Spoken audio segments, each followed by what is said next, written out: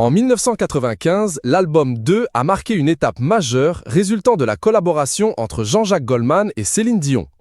Totalement séduit par le talent vocal de la chanteuse canadienne, Goldman l'a placée parmi les plus grandes voix de la planète. Comme le souligne Eric Benzi, son ami et producteur, dans la tribune dimanche du 3 août 2025, il va classer dans le top 5 des grandes vocalistes mondiales, avec Aretha Franklin, son idole absolue, Barbara Streisand, Mariah Carey et Whitney Houston. Cette rencontre artistique, portée par une passion sans faille, s'est transformée en véritable obsession selon le même hebdomadaire. Il est vraiment à l'origine de cette rencontre, avoue son ami. Jean-Jacques Goldman était tombé amoureux de sa voix.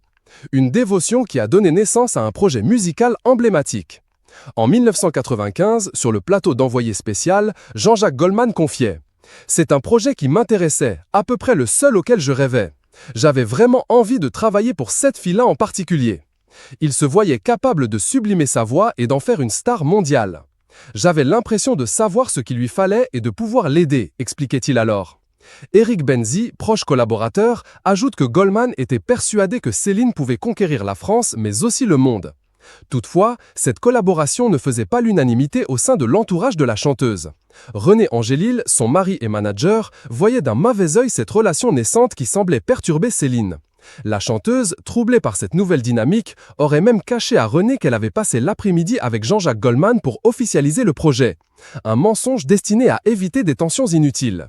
Jean-Jacques Goldman voulait composer un album entier pour Céline Dion. Ou rien du tout.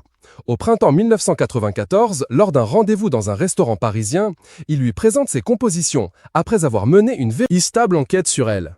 Il a écouté ses chansons, lu et visionné toutes ses interviews pour lui offrir du sur-mesure, raconte son ami. Ils repartent alors avec la cassette et un mois plus tard, la réponse tombe. Banco. Goldman se souvient, quand elle a entendu « Pour que tu m'aimes encore », elle était sincèrement émue. Elle a la larme facile, Céline, et René aussi. Entre elle et Jean-Jacques, j'ai senti une espèce de séduction par les chansons. L'enregistrement de l'album 2 se déroule en 5 jours en 1994 au studio Méga à Paris où 12 titres sont enregistrés. J'avais un rêve et finalement la réalité a été aussi jolie et intéressante, confie l'artiste, définitivement conquis. Ce projet a bouleversé la carrière de la chanteuse. Un second album 2 pourrait voir le jour dès septembre prochain.